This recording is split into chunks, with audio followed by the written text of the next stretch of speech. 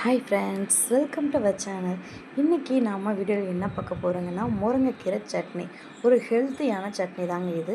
வாங்க எப்படி செய்யுதுன்னு பார்க்கலாம். அதுக்கு முன்னாடி நம்ம சேனலை நீங்கள் சப்ஸ்கிரைப் பண்ணலைன்னா சப்ஸ்கிரைப் பண்ணிக்கோங்க. இந்த சட்னி சுடு சுடு சாதத்தோடு வச்சு சாப்பிடும் போது வேறு லெவல் டேஸ்ட்டாக. கொஞ்சம் நீங்கள் நெய் சாப்பிடுவீங்கன்னா கொஞ்சமாக நெய் சாப்பிட்டுக்கோங்க. சேர்த்து நெய் பிசைஞ்சு சாப்பிட்றப்போ இன்னும் டேஸ்ட்டாக இருக்கும். நான் நெய் சேர்க்கலை, சும்மா அப்படியே சாப்பிட்றேன். ஆனால் டேஸ்ட்டு மட்டும் வேறு லெவலில். வாங்க எப்படி செய்யுதுன்னு பார்க்கலாம். அதுக்கு முன்னாடி நம்ம சேனலை சப்ஸ்கிரைப் பண்ணிக்கோங்க. ஒரு கடாய் வச்சு கடாயில் ஃபஸ்ட்டு முருங்கைக்கீரையை போட்டு நல்லா வதக்கி எடுத்துக்கலாம். நல்லா பொரிஞ்சு வரும்ல, நல்லா வறுத்து எடுத்துக்கலாம்.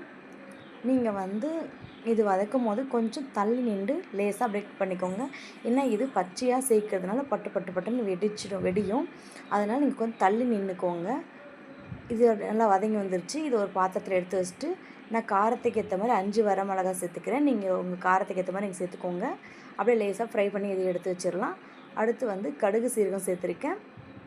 அப்புறம் தனியா, முழு தனியா சேர்த்துருக்கேன். அப்புறம் ஒரு 20 சின்ன வெங்காயம், 5 பல் பூண்டு, கொஞ்சம் நிலக்கடலை சேர்த்து நல்லா வறுத்து எடுத்துக்கலாம்.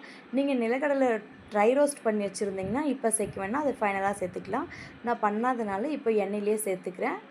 நல்லா சேர்த்து நல்லா இது வதக்கி வந்துடணும். நல்லா வதக்குங்க. எந்த அளவுக்கு வதக்குறாங்களோ அந்த அளவு தான் சட்னி டேஸ்ட்டாக இருக்கும்.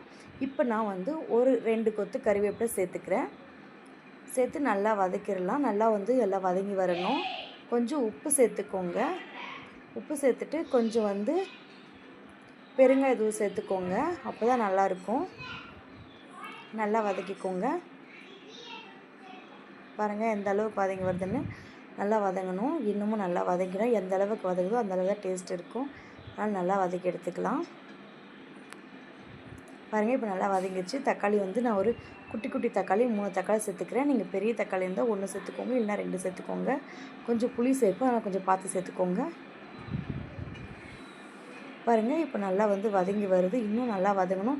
அந்த தக்காளியோட தொலி தனியாக வரணும். அந்த அளவுக்கு வதக்கிக்கோங்க. நீங்கள் இது பசங்களுக்கு ஸ்கூல் லஞ்ச் பாக்ஸாகவும் கொடுத்து விடலாம். இது சூப்பராக இருக்கும். ஒரு டைம் கொடுத்து பாருங்கள். முருங்கைக்கீரை சாப்பிடாத பசங்க கூட சாப்பிடுவாங்க.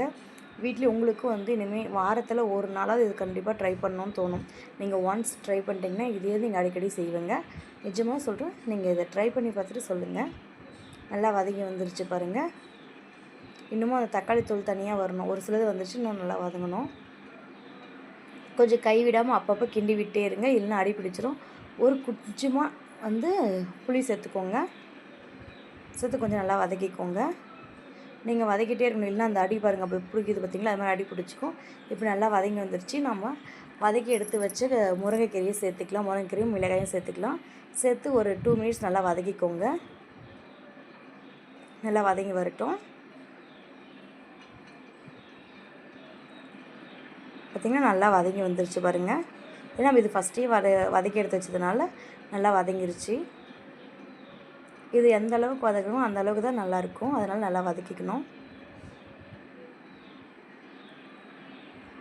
பாருங்கள் அடி பிடிக்காமல் தள்ளி வச்சுக்கோங்க.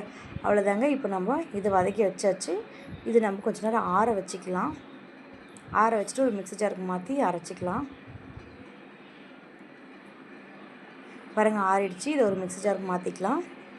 நான் இது சட்னி மாதிரி வேணுன்றதுனால நான் தண்ணி கொஞ்சம் இந்த கடாயில் இருக்க தண்ணி கொஞ்சமாக சேர்த்து நான் ஊற்றி அரைச்சி எடுத்துக்கிட்டேன்.